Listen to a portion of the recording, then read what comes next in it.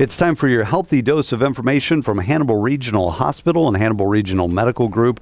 And today we're going to talk about the James E. Cary Cancer Center because of the great things that they're doing right there at the center and improved cancer treatment here in the Tri-States.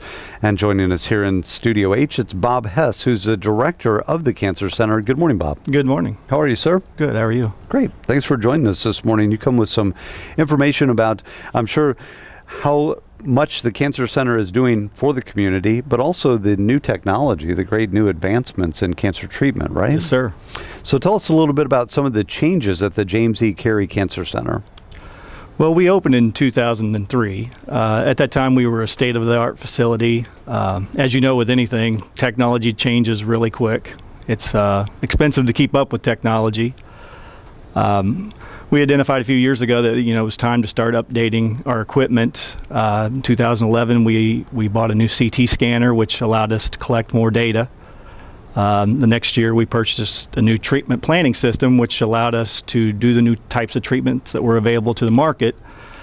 And then after that's the big step where we had to look into purchasing a new linear accelerator. It's very pricey for a small center in a small town to keep up with that. Hannibal Regional Hospital Foundation started what was the Believe campaign, which you may have heard of. Right. It's run for the last year. They were able to raise for the Cancer Center $1.5 million that went towards the linear accelerator.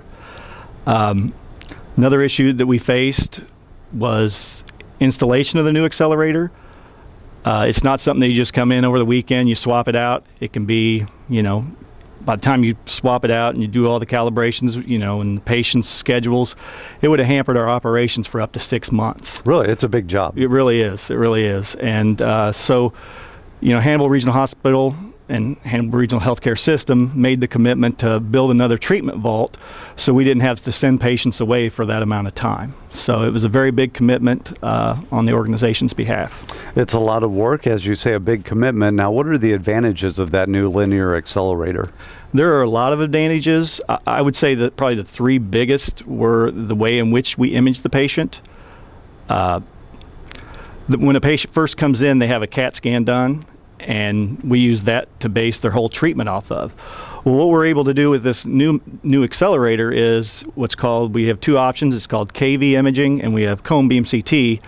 And what that is the cone beam CT is basically like a smaller version of the big CT that's done the first day, and we're able to look at that if we need to on a daily basis, and we overlap the images, and we're able to more accurately treat the patient. It's the most accurate way to give a treatment. Probably the second advantage of the new LINAC is a treatment what's called VMAT, and what that basically is an arc therapy.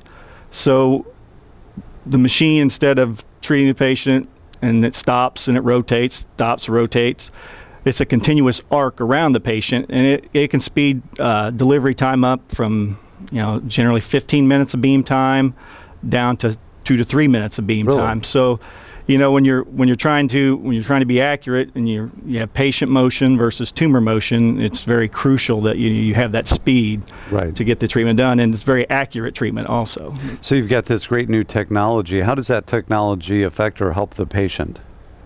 Well, the increased accuracy is what we're trying to do. Is we're trying to kill cancer cells. When we have better accuracy, we're able to spare more healthy cells. And we're also able, on some patients, to give a higher dose, which equals better outcomes. The VMAT that we talked about, the arc therapy, that we're able to, decrease the amount of time the patient's on the table, which, if you're in a lot of pain, that's important. It also cuts down on the motion, and also we have some immobilization devices we have to have patients wear, and it's a very big mask, and it's for people who have claustrophobia. It's very hard to lay there for 15 to 20 minutes while you're strapped down. So we can get you on and off the table much quicker. Good. Well, there's a lot of people that will definitely have some relief with that because it can be very stressful for some folks. And I can understand that. What are some of the common cancers that you treat with this linear accelerator? For men, it would be prostate cancer. For women, it would be breast cancer. But when you combine both the sexes together, it would probably be lung cancer that we see the most of. Okay. And something that we've kind of identified at our cancer center is most of the lung cancers that are diagnosed usually come in at stage 3 or stage 4. So we're trying to, we want to get that number down, and it's kind of a trend across the country. There's a lot of lung cancer screening programs.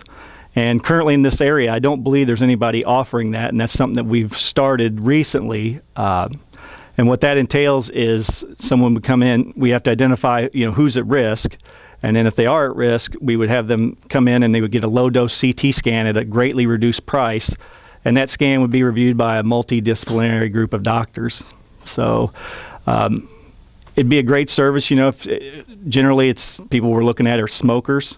So, it's if you've smoked a long time, and even if you've quit, it's a great service to the community.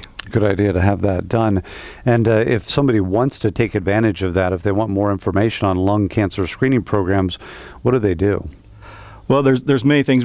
First thing, we encourage everyone to talk to their primary care physician about that. If you don't have a primary care physician, there's other ways you can get the form. The form is on our website at www.carycancercenter.org. Okay. They could also call us, and we have the form. We could get that to them. They could stop in. They could give us a call at 573-406-5800. And if they just have questions about the program, they can give us a call. Not everyone is eligible. There's criteria they have to meet. So, but, like I say, we could help them out if they want to give us a call if they have any questions. Okay, and people should be screened. You definitely want to find out about this as soon as possible. Yeah.